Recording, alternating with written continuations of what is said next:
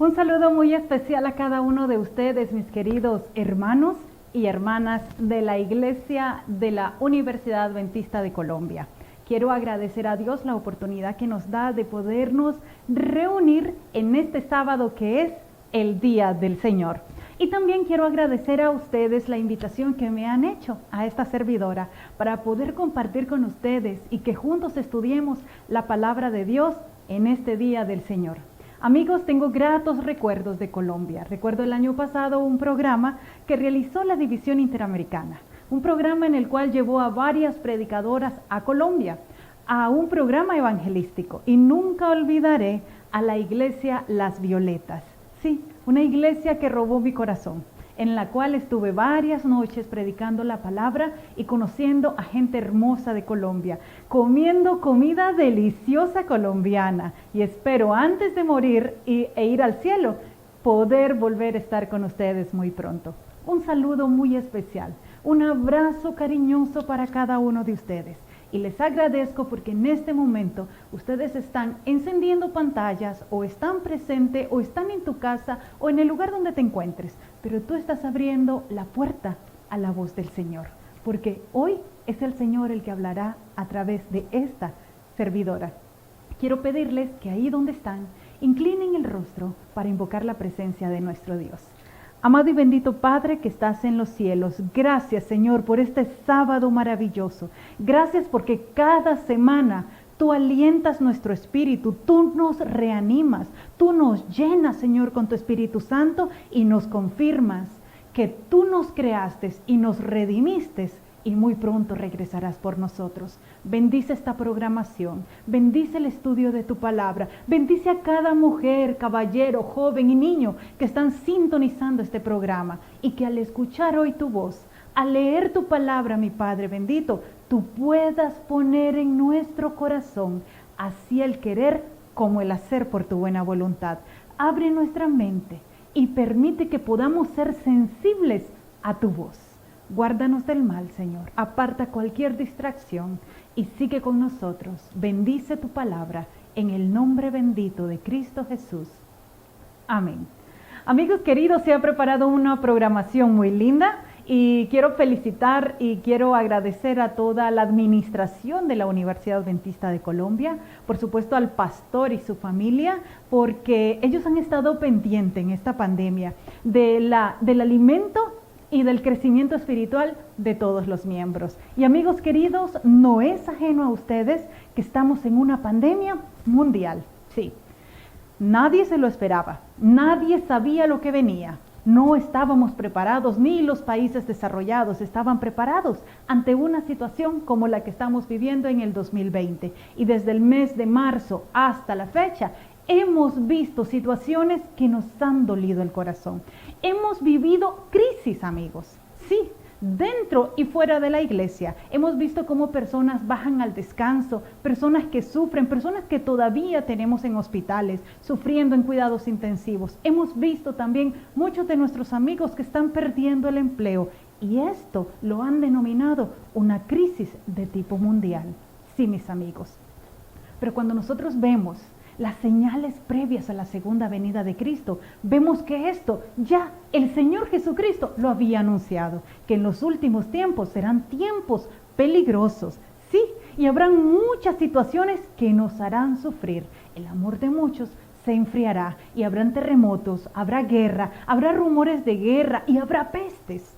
Y todo esto será señal de que Cristo muy pronto vendrá. Maranata. Y para nosotros los cristianos, esto es un motivo de alegría y de esperanza, porque la palabra de Dios se está cumpliendo a cabalidad. Sí, mis amigos, quiero contarte una historia que es un tanto fuerte, pero vamos a contarla para entrar a nuestro tema de hoy. Y se trata de una ilustración de dos campesinos que tenían sus fincas. Vamos a llamarle el campesino A y el campesino B. Ambos eran finqueros, ambos tenían ganado, ambos tenían familia. Resulta que el campesino de la finca A tenía un burro y este tenía mucho ganado. Entonces vino el enemigo, dice así la ilustración, vino el enemigo y soltó al burro del campesino. Y entonces el burro sale de la finca, se mete al otro terreno y hace desastres. Entonces, este campesino ve muy enojado con todo lo que el burro había hecho en su terreno, mata al burro. Este señor, muy enojado porque le mataron al burro, viene enojado con su escopeta y la primera persona que sale le dispara y la mata. Luego entonces el señor de esta finca, muy enojado, viene y mata a los hijos de este campesino. Y luego este campesino que le han matado su burro y ahora sus hijos, viene y le prende fuego a toda la finca del vecino B. Al final le preguntan al enemigo, a Satanás, ¿pero qué es lo que tú estás haciendo? ¿Por qué causaste tanto daño y tanta maldad? Y el enemigo, el diablo, ¿saben lo que dijo Satanás? Yo lo único que hice fue soltar al burro. Los demás desastres los hicieron los seres humanos. ¡Wow, amigos! Esta historia nos enseña una gran lección. Nosotros estamos expuestos a diferentes situaciones y nosotros no tenemos injerencia en cuanto a los sufrimientos y a las crisis que enfrentamos, pero sí podemos controlar cómo enfrentar nuestra actitud para enfrentar las crisis. Ninguno de estos dos campesinos tuvieron al Señor en su corazón para saber enfrentar las dificultades, las crisis y el sufrimiento que enfrentaron. Ninguno de los dos. El enemigo siempre va a poner situaciones tristes en nuestra vida. ¿Para qué?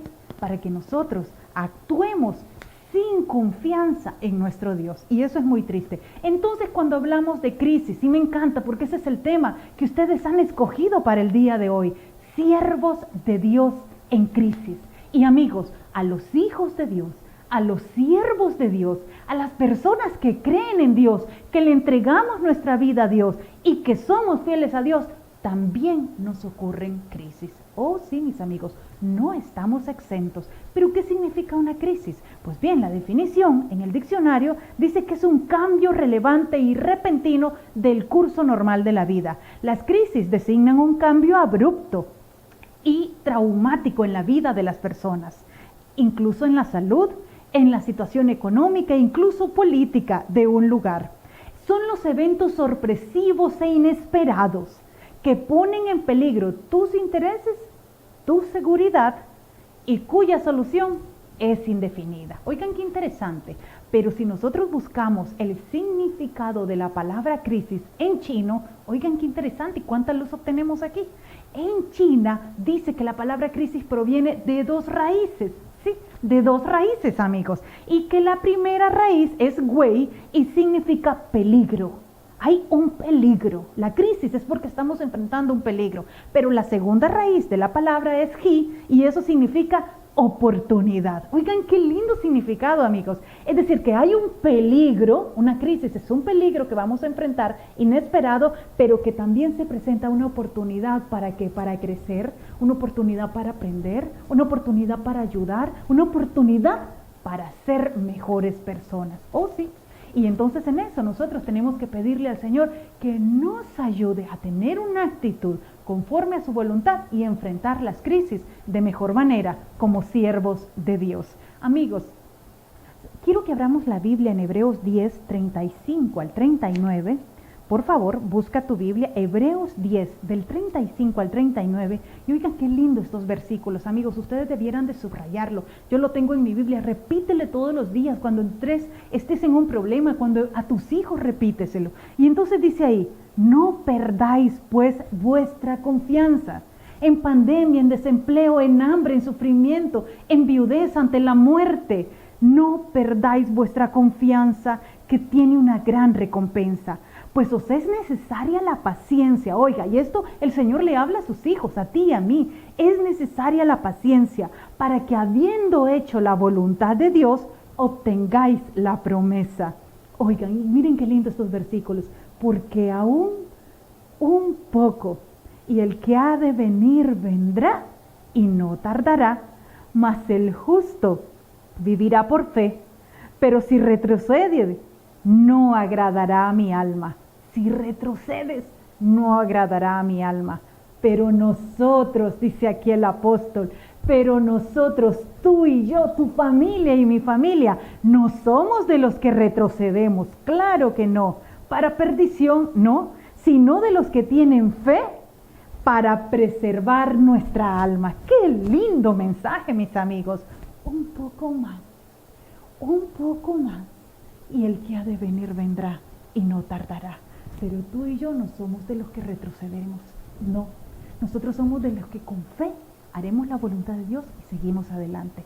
En pandemia y no pandemia, en terremoto, en inundación, en hambre, en desempleo, con la fe y los ojos puestos en Jesús, el consumador de nuestra fe. Oh sí, mis amigos y queridos, es interesante ver cómo el Señor en su palabra mencionó temas para nuestra esperanza, para prepararnos ante los acontecimientos que se presentan en la historia. Si nosotros vemos en toda la palabra de Dios, tanto el Antiguo Testamento como el Nuevo Testamento, vemos que los siervos de Dios enfrentaron grandes crisis. Oh sí, amigos, claro, desde Abraham, ¿lo recuerdas? Y es más, Noé, Moisés, ¿cuántas crisis se enfrentaron? Y si nosotros vemos más adelante, también los discípulos, ¿cuántas crisis tuvieron que enfrentar? Incluso la muerte como mártires por tantas crisis que tuvieron que enfrentar. Pero si nosotros venimos más adelante, al inicio de la historia de la Iglesia Adventista, de nuestro pueblo,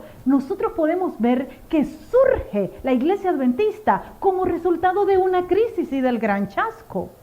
Pero más adelante, ya organizada la Iglesia Adventista, nuestros jóvenes enfrentamos una crisis cuando se les obliga en Estados Unidos a presentarse, a asistir a una guerra. Y saben, dicen nuestros historiadores que la iglesia, el pastor Andrews, tuvo que presentar una carta ante el Congreso para que fueran eximidos nuestros jóvenes de portar armas. Y entonces se les concedió el beneficio de que por una aportación de dinero ellos fueran excluidos, porque se les dio el beneficio de la iglesia religiosa. Objetores de conciencia se les denominó desde ese momento. Pero amigos, era una crisis, claro que sí, involucraba a toda la iglesia, por supuesto. Pero nuestra iglesia salió triunfante porque tenemos un Dios todopoderoso, mis amigos. A medida que avanza el tiempo y la venida del Señor se acerca, las crisis, mis amigos queridos, irán en aumento. Pero yo te quiero decir una cosa,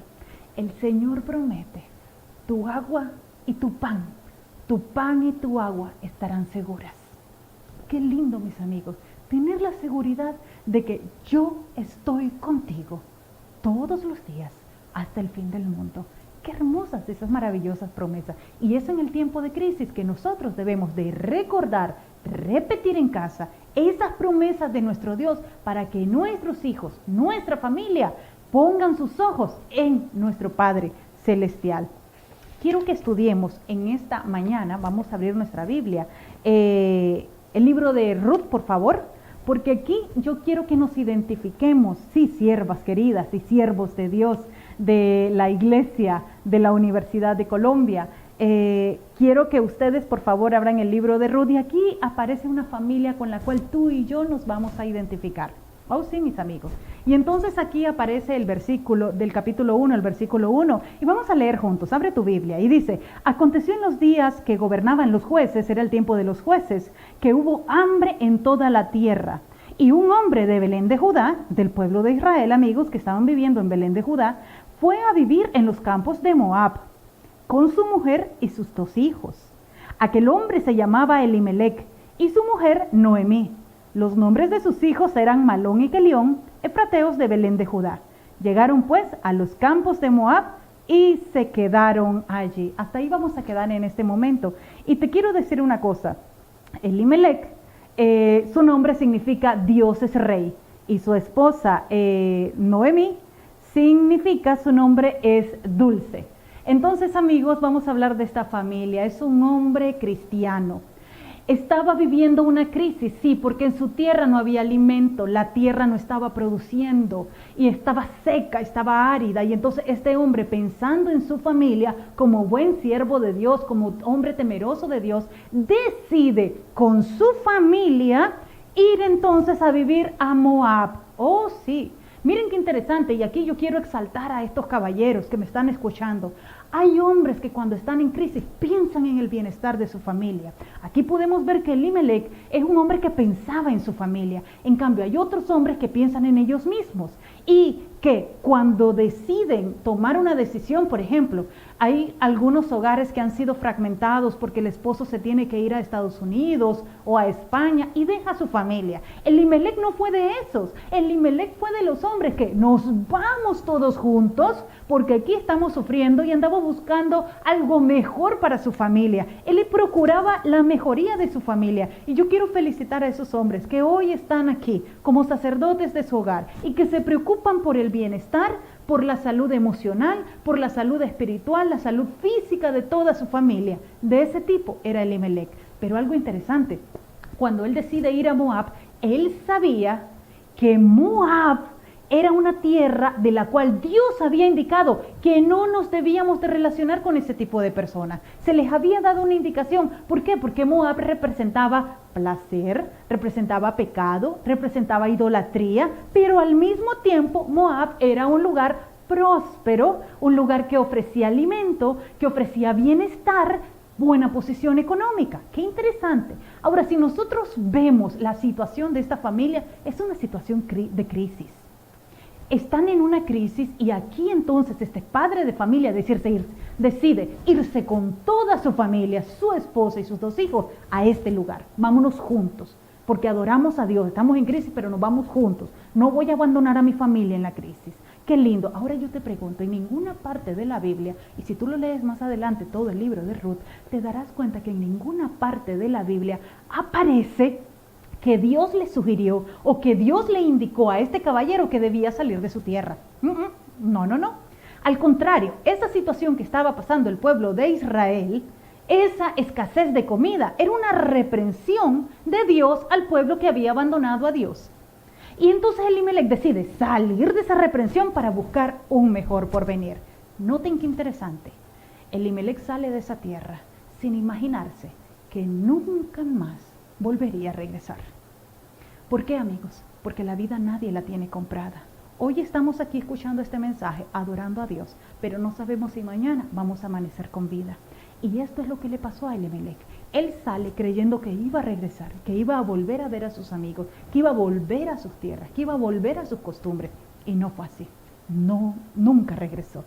Él tomó una decisión sin consultar a Dios. Y mis amigos, en estas crisis y las que vendrán más adelante, yo te digo a ti, consulta con Dios. Escucha la voz de Dios antes de tomar una decisión para ti y para tu familia. Y entonces, mis amigos, vamos a la segunda crisis. Y del versículo 3 al versículo 5 se nos presenta esta otra crisis. Muere Elimelec, marido de Noemí, y quedó ella con sus 2 hijos. Amigas, en este tiempo la mujer, cuando la mujer carecía de ese liderazgo, no podía salir adelante sola, y entonces la mujer estaba bajo la potestad del padre cuando era una niña y soltera, luego pasaba la potestad del esposo, y después, si quedaba viuda, como el caso de Noemí, pasaba bajo la potestad de sus hijos. Pero una mujer que no tenía ni padre, ni esposo, ni hijos, quedaba en la indigencia total, en el desamparo, en la pobreza y podía morir rápidamente. Entonces aquí esta mujer muere su esposo. ¡Qué dolor tan grande, mis amigas! ¿Saben una cosa? Al respecto quiero decirte, cuando Elena de White pierde a su esposo, una de las palabras que ella dice en el funeral de su esposo, ahí está mi mayor tesoro. Ahí queda mi mayor, estoy entregando el cuerpo para que baje a la sepultura del mayor tesoro que me has dado. Amigas, nuestros esposos, tu esposo y el mío, son un tesoro. Cuidémoslo, amémoslo, respetémoslo. Y de la misma manera se lo digo a los esposos. Tu esposa, esa dama que el Señor ha puesto para ser tu compañera y ayuda idónea, es un regalo, es una herencia de Dios. Cuídala, ámala, respétala y protégela. Qué hermoso cuando seguimos los consejos de nuestro Padre Celestial. Y vamos a seguir, entonces muere Elimelec, pero esta mujer Noemí se consuela, no queda en el desamparo. ¿Por qué? Porque tiene a 2 hijos varones, exactamente, a Malón y Quelión. Y entonces dice más adelante, versículo 4, los hijos, los cuales se casaron, claro, están en una tierra idólatra, Moab, con mujeres moabitas. Una se llamaba Orfa y la otra Ruth. y habitaron allí unos 10 años. Versículo 5. Murieron también los 2 hijos, Malón y Quelión, quedando así la mujer, hablando de Noemí, desamparada, sin sus 2 hijos y sin su marido. Aquí estamos viendo que primero empieza con una mujer desamparada, Noemí. Pero ahora vemos que el cuadro se agrava, esta crisis se vuelve más difícil porque ahora son 3 mujeres que quedan desamparadas. 3 mujeres, que es Ruth, Orfa y Noemí. Pero antes de que hablemos de esta crisis, te quiero decir una cosa, mi amigo. Transcurren 10 años, dice el relato de la palabra de Dios. 10 años en los cuales Noemí, mientras vivía con sus nueras y sus hijos que estaban con vida, 10 años tuvo Noemí para enseñarles a sus nueras que conocieran al Dios verdadero. Moab era una ciudad idólatra. 10 años que Noemí aprovechó para enseñarles las promesas de Dios. Enseñarles las promesas de Dios. Enseñarles las historias del pueblo de Dios. Hablarles de los patriarcas y de cómo Dios ha cuidado y bendecido a su pueblo. 10 años tuvo Noemí para enseñarles en su vida diaria a amar, a temer y a obedecer a Dios. 10 años en los cuales Noemí oraba todos los días a Dios y sus nueras, Orfa y Ruth, la veían. 10 años que mientras preparaba la comida con sus nueras, Noemí les enseñó a orar a Dios bendiciendo los alimentos. Oraba y les repetía las promesas de Dios. Les contaba de la ley de Dios y de cómo ella era temerosa y obediente a esa maravillosa ley de Dios. 10 años, una década, mucho tiempo en los cuales Noemí aprovechó cada día de su vida para repetirles la palabra de Dios.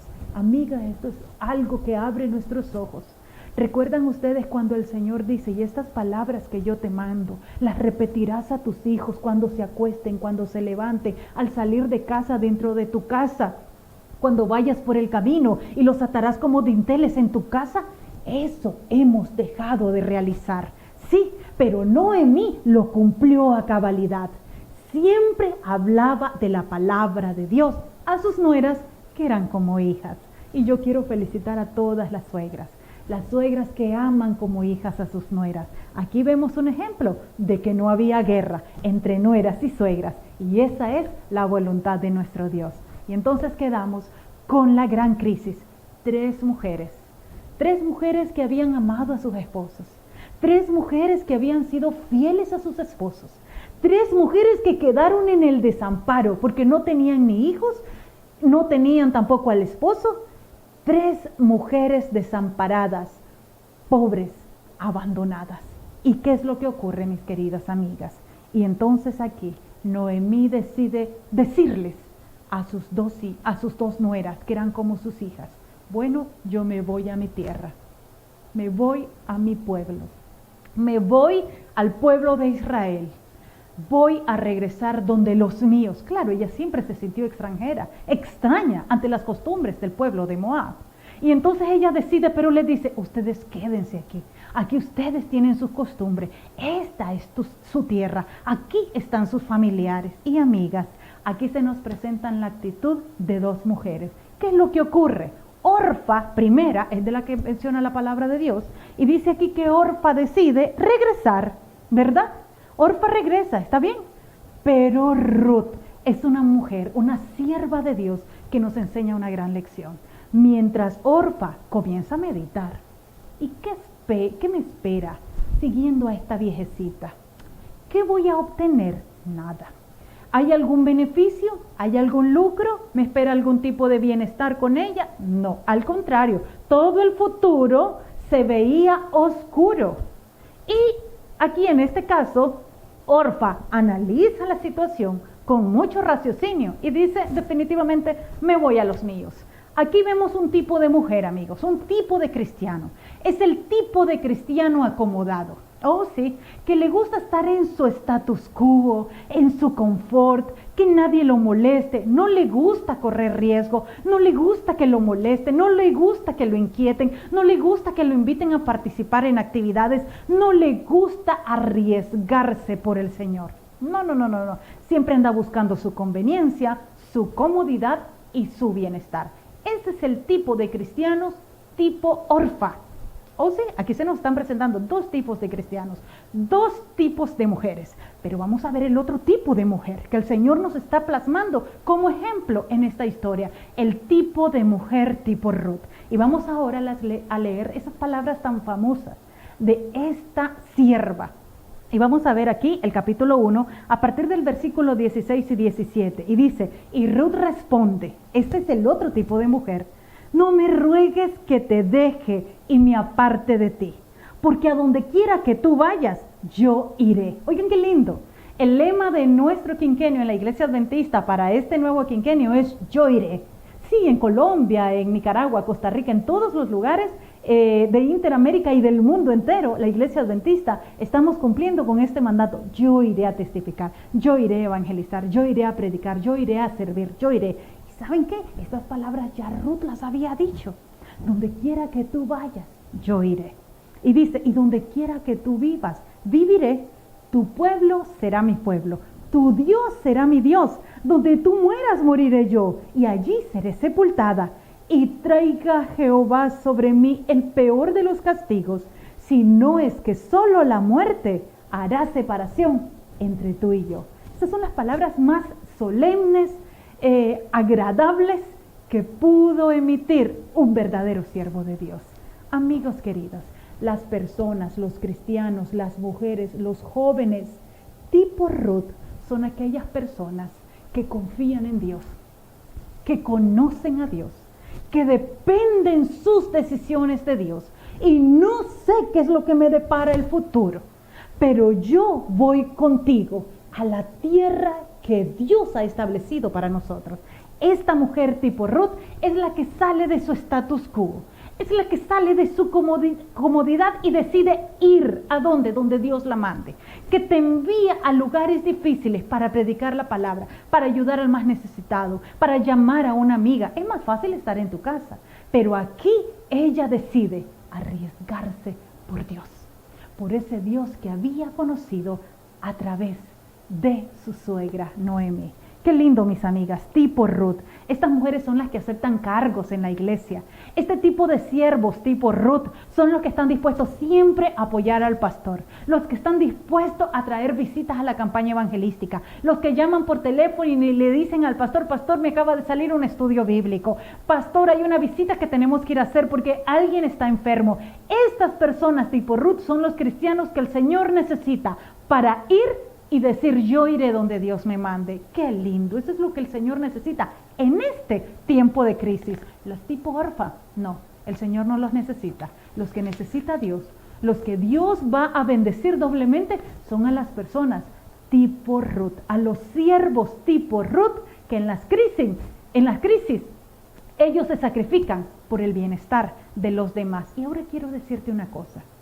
Si tú eres del tipo de siervos cristianos, mujeres, tipo Ruth, quiero decirte en estos últimos momentos, Ruth hace 3 compromisos.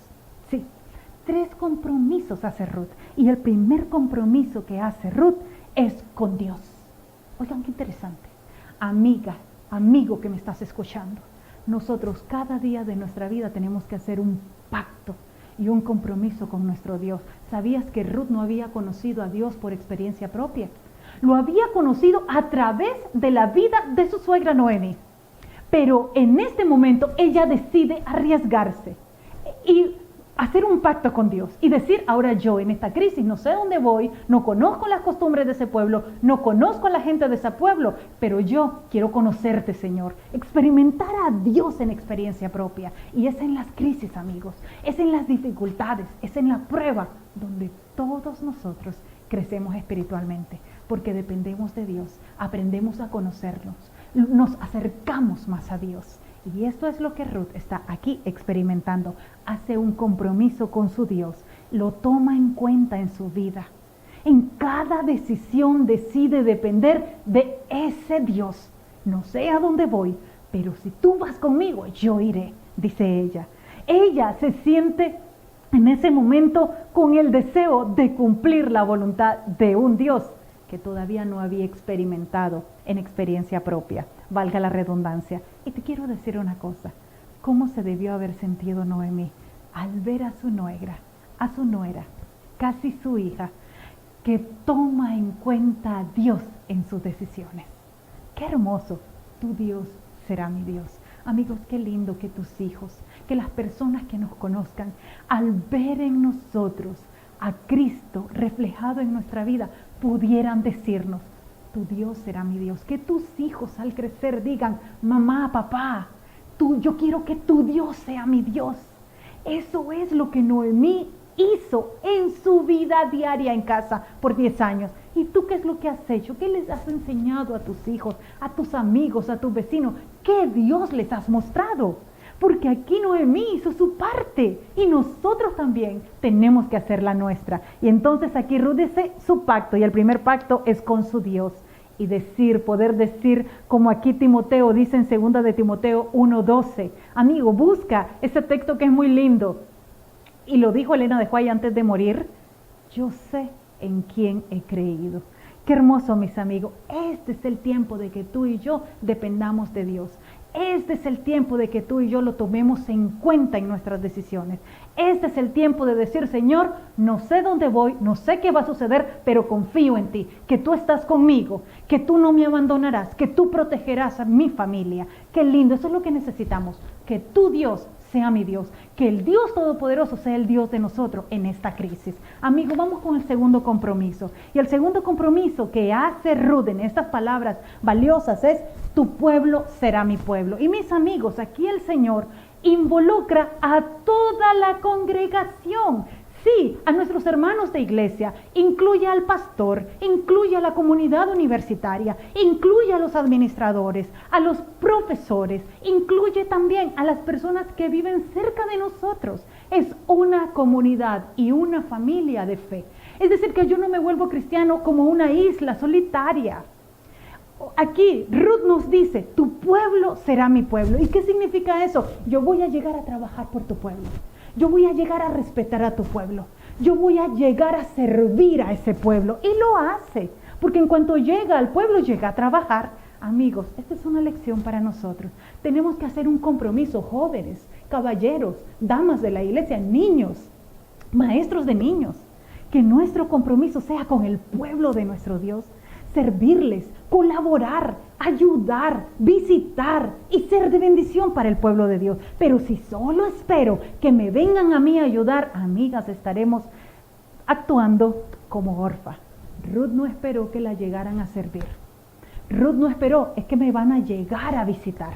Ruth no esperó que llegaran a ella a hacerle pleitesía. No, fue ella la que decidió. Tu pueblo será mi pueblo. Y es por eso que ahora vamos a estar en una comunidad, colaborando, sirviendo, ayudándonos unos a otros. ¡Qué lindo! ¿Cómo se sentiría el pastor de la iglesia? ¿Cómo se sentirá él que de ahora en adelante todos estos siervos en crisis le podamos decir, pastor, ¿en qué le podemos ayudar?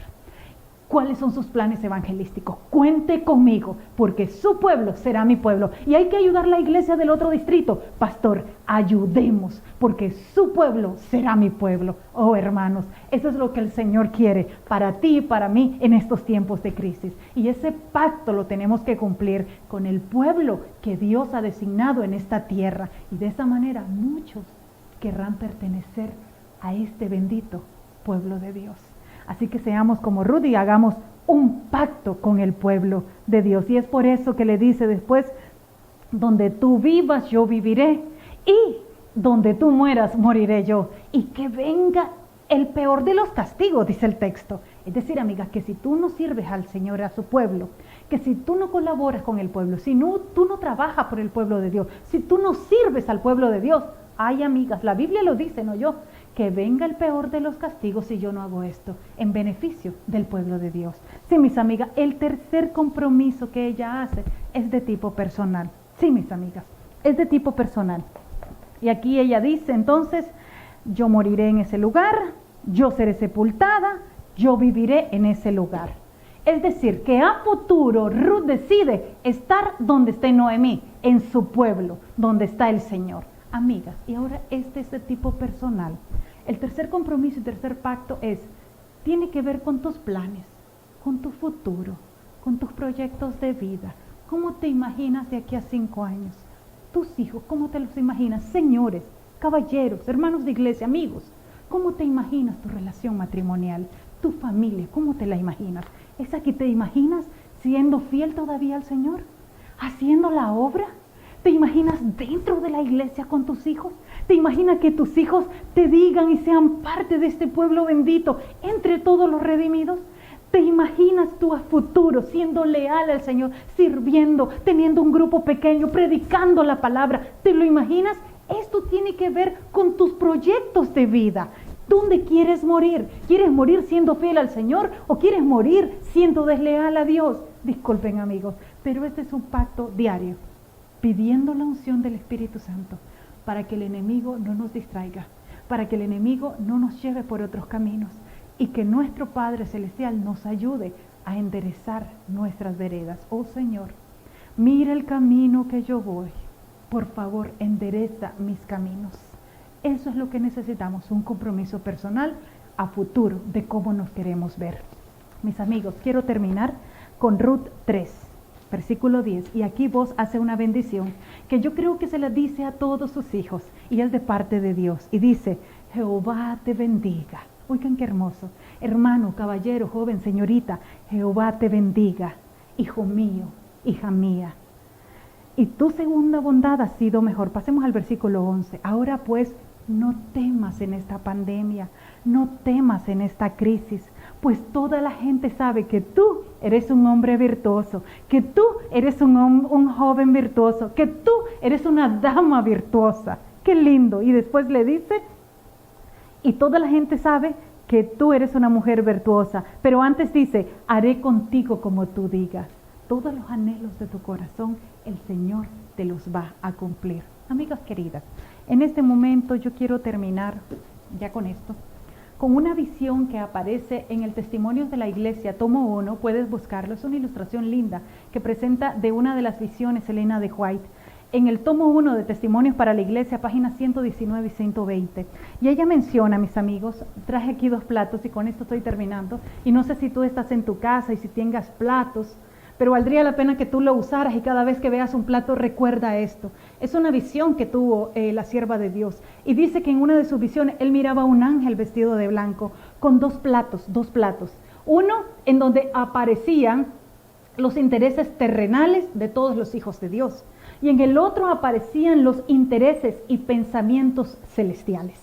Resulta que ella, mientras estaba viendo al ángel, dice que el de los pensamientos e intereses celestiales, cada vez se volvía más frágil. Las personas oraban menos, las personas colaboraban menos, las personas servían menos a Dios, las personas se comprometían menos con Dios, las personas estudiaban la palabra menos, iban a la iglesia menos. Y entonces los intereses y pensamientos celestiales era cada vez más frágil. Sin embargo, los intereses y pensamientos terrenales de la vanidad, del orgullo, de la mentira, de los placeres, iba cada vez más pesado. Era cada vez más pesado. Y entonces ella, al ver esa situación, le pregunta al ángel y le dice, ellos, los que tienen estos pensamientos terrenales tan pesados, ¿serán salvos? ¿Estarán entre el pueblo de los redimidos? Y el ángel con una cara muy triste le dijo, no. Estos que tienen los pensamientos e intereses terrenales tan pesados, lamentablemente no van a ser salvos. Y entonces él le dijo, de la única manera que pueden ser salvos es que se arrepientan e inviertan sus intereses en esta vida. Y que lo que prevalezca sea tus intereses y pensamientos celestiales. Amigos queridos, no sé hasta este momento de la crisis si tus pensamientos terrenales han estado colocados en las cosas de la carne, en los placeres. Pero hoy es un día para que tú y yo nos arrepintamos y que pongamos más interés en las cosas celestiales. Sí, esas cosas que son eternas, mis amigos queridos. Amigos, Dios necesita obreros que en el tiempo de crisis actúen como Ruth, no como Orfa, como Ruth. Y tenemos un compromiso como padres de enseñarles estas cosas a nuestros hijos todos los días, adentro y fuera de casa, al andar por el camino, al salir, al entrar, al acostarte y al levantarte, porque esa es la indicación de Dios. ¿Por qué hay tantas personas que ahora tienen más intereses terrenales que celestiales? Porque muchos padres hemos faltado a nuestro deber. Muchos padres hemos dado prioridad a las cosas terrenales y no a las celestiales. Pero hoy Dios nos está dando una nueva oportunidad. Dios te está diciendo, hija mía, bendita seas, porque hoy tú estás decidiendo arrepentirte y tomar el camino y hacer la voluntad de mi Padre Celestial. ¿Quieres tú actuar, tener la actitud como lo tuvo Ruth o como lo tuvo Orfa? Eso es algo personal. Pero yo espero en este momento, con la ayuda de Dios y con la fuerza del Espíritu Santo, con su poder que estará tocando tu corazón, para que actuemos y seamos como Ruth. Que Dios nos dé el espíritu que colocó en la vida de Ruth, para que hagamos un compromiso con Dios, con el pueblo de Dios y a nivel personal, y que podamos estar entre los redimidos. Voy a terminar con una oración. Amado y bendito Padre que estás en los cielos, gracias te damos, Señor, por el mensaje de tu palabra. Gracias porque hoy tú nos estás llamando, Señor. Nos estás abriendo nuestra mente para cambiar de actitud. Nos estás dando una nueva oportunidad y te lo agradecemos. Y es por eso que en este momento te pido que bendigas a los padres, a las madres, a los jóvenes, a las familias de la iglesia de la Universidad Adventista de Colombia. Que los ayude, Señor, a tomar buenas decisiones. Que ya no pensemos en el beneficio, en la comodidad personal y en los intereses terrenales. Que Dios les bendiga.